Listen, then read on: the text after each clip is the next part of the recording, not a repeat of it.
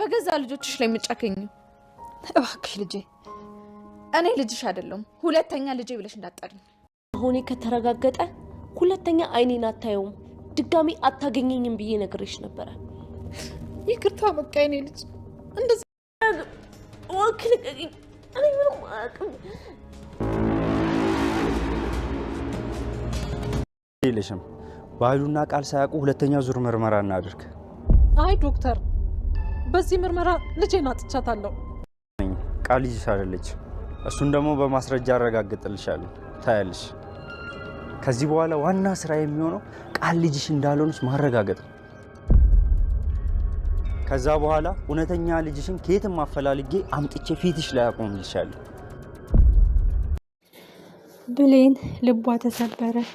በጉጉት ስትጠብቀው በስስት ስትናፍቀው የነበረው የእናት ናፍቆት፣ የእናት እቅፍ አገኘሁት። ደስታ የተበሰረ፣ እውነቱ ተጋለጠ። ወንጀለኞች ተዋረዱ፣ ሐሰተኞች አንገታቸውን ደፉ። እውነት አሸነፈች ያለችው ብሌን በስተመጨረሻ ልቧ ተሰበረ። እንዴት ይሁን እንዴት ቃል የሰላም ልጅ የሚለውን ዜና ሰሙ። ሁሉም ልባቸው ተሰበረ። አቶ በኃይሉ ዶክተሩን ዛተበት። እስከፈለከው ብር ጥራ፣ እስከ ሚሊየን እስከፈለከው ቁጥር ጥራ፣ ቁጥር የመቁጠር አንተ እስከፈለከው ደርድር እንጂ የመክፈል ግዴታ ነው። ግድ የለም ዶክተር ከዚህ ጭንቅ አውጣኝ ያለው አቶ በኃይሉ በስተመጨረሻ ግን ውጤቱ ተገላቢጦሽ ሆነ። ይህንን ታምር ማን ሰራ? ይህንን እንቆቅልሽ ማን ቋጠሮ አረገው? ይህንን ተረት እንዴትስ ነው የሚፈቱት? ይህንን ወንጀል እንዴት ነው የሚያጋልጡት? ዶክተሩ በየትም ቢሆን በየትም ቃል የአንቺ ልጅ አይደለችም የሚለውን ለሰላም ነገራት። የአንቺ ልጅ ናት የሚለውን ማረጋገጫ ወረቀቱ ቢያሳይሽም ግን ሰላም እመኘኝ፣ ከዚህ ሁሉ ጀርባ የተደበቀ ነገር አለ። እውነቱን ልንገርሽ፣ የወንድምሽን ክፋትና ተንኮል እኔን ሲዝትብኝና ሲያስፈራራኝ፣ በገንዘብ ሲደልለኝ፣ ሙያዬን እንዳረክስ፣ ሕሊናዬን እንዲሸጥ ብዙ ነገር ሲያደርገኝ ነበረ። እመኚኝ ሰላም፣ ከዚህ ሁሉ ጀርባ የሆነ ነገር አለ። እኔ እያየው የተቀየረና የተለዋወጠ ነገር የለም። ቃል በሴትነቷ ልታማልለኝ፣ በሴትነቷ ልደልለኝ፣ አቶ በኃይሉ በብሩ ሊገዛኝ፣ ሙያዬን እንዳረክስ፣ ሕሊናዬን እንዲሸጥ ፈልጎ ነበረ። ይህ ያለ ምክንያትና ያለ አንዳች ነገር እንዲህ አላረጉም ቢላትም ወይዘሮ ሰላም ግን ቃል ድጋሜ ደስታዋን ልቀማት፣ ሀዘን ላመጣባት፣ ልቧን ልሰብረት አልፈልግም። ልጄን አስቀየምኳት፣ የሰው ወሬ ሰምቼ ከቤት አስወጣዋት፣ ልብሷን አቃጠልኩባት፣ ወዘተ። የሰላም ድርቅና ልንሰማ ነው። በድጋሜ ሌላ መዘዝ ሊመጣ ነው። ቃል ልጅ እንዳልሆነች ብታውቅም እሷ ወረቀቱን ልጅ ናት ብሎ መስክሮላታል። ማን ይሄን እንቆቅልሽ ታሪክ የሰራላቸው? ማን ነው ይህን ቋጠሮ ይፈታላችሁ? ቃል ለጊዜው ብትስቅም ማልቀሻዋ ግን ቅርብ ነው። ዶክተሩ ትልቅ የቤት ስራ ጀምሯል። እውነታውን ላጋልጥልሽ ነው። አይምሮዬን እንቅልፍ ነስቶኛል። ሙያዬን አላረክስም፣ ሕሊናዬን አልሸጥም ብዬ የተሟገትኩለት ምርመራ በፍጹም ተድበስብሶና በሐሰተኞች ተሸውዶ እንዲቀር አልፈልግም። ሙያዬን በወደድኩ ልክ እከራከርለታለሁ ብሏል። በኃይሉ የሚይዘው የሚጨብጠው አጣ። ቃልን ለጥቅሙ እንጂ ለልጅነት አይደለም ያመጣት፣ ለሱ ቁማር እንጂ ሀብቱን ወራሽ ሆኖ እንድትቀጥል አይደለም ያመጣት። እሱ ግን በአጭበርባሪ ናት ቃል ልጅ ናት ብሎ አምጥቶ ሰላም ስትሞትለት እሱ ሀብቱን ለመውረስ ነው ፍላጎቱ። አሁን ግን ሁሉም ገደል ገባ።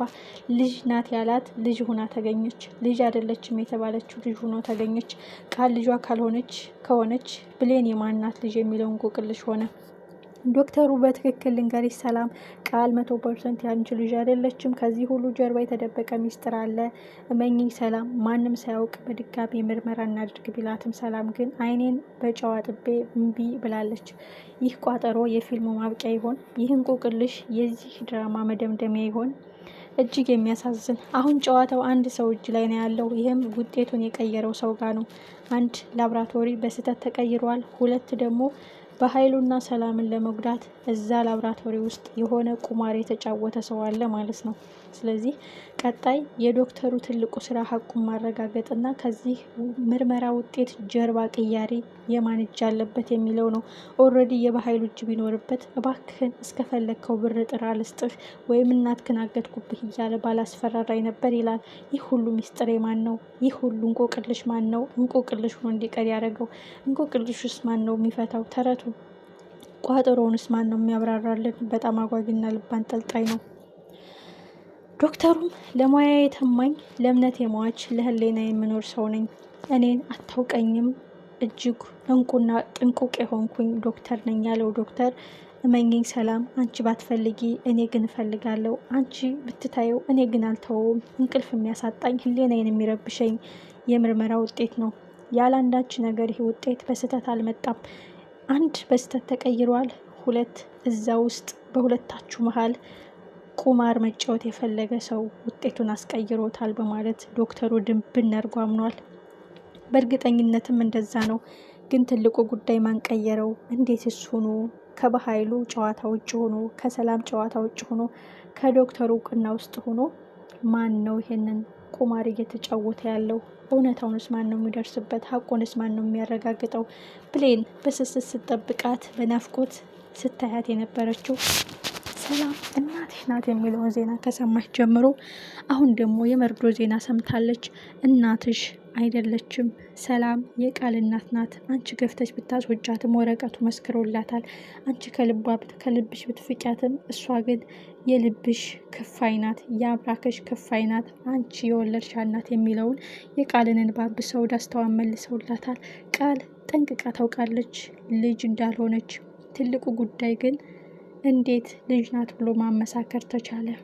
ሜቢ ቃል ዶክተሩን ውጤቱን ቀይርልኝ፣ እኔ የፈለግከውን ጊዜ ታይም ጊዜ እሰጥሃለሁ ብላ እንደዛ በሴትነቷ ስታማልለው እንዴትም ብላ ወረቀቱን ቀይራው ነውን?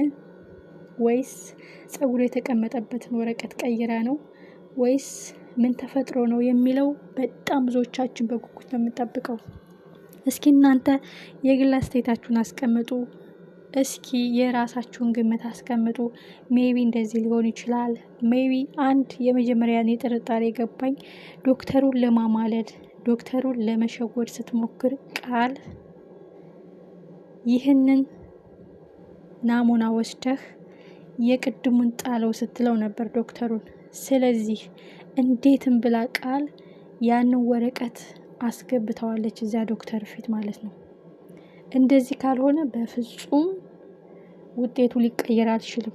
አንድ ላብራቶሪ በስተት ተቀይሯል። ሁለት ቃል ይህንን ናሙና ወስደህ የቅድሙን ናሙና ጣለው ስትለው እንዴትም አስቀይሳ ከቦርሳ ውስጥ አስገብተዋለች ማለት ነው። ሁላችን በጉጉት እንጠብቀዋለን። ይህን እንቆቅልሽ ሲፈታ የብዙዎቻችን ግምት ትክክል ነው ሀሰት ነው የሚለውን በጣም አጓጊና ልብ አንጠልጣይ ነው።